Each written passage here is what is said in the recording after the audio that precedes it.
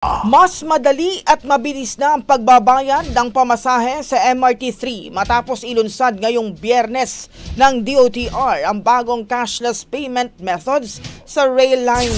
Paliwanag ni Transportation Secretary Vince Dizon, sa pamamagitan ng cashless payment option, maaari nang sumakay ang pasahero sa tren sa pamamagitan lamang ng pagtap sa turnstiles ng GCash commuter QR code, Android cellphone and near-field communication enabled at debit o credit card. Hindi na rin kailangan pumila sa ticket counter para bumili ng single journey tickets dahil pwede nang dumiretso sa turnstiles para magbayad gamit ang cashless option.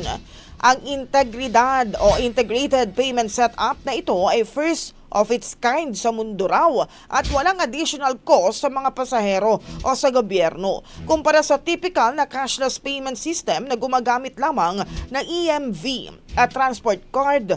Ang integrated payment setup na inilunsad sa MRT3 ay kakaiba dahil sa multiple fare media setup na kaya ring tumanggap ng NFC at QR codes all in one payment terminal. Samantala, ang mga cashless payment options na ito ay ipatutupad din sa LRT1, LRT2 sa mga susunod na buwan.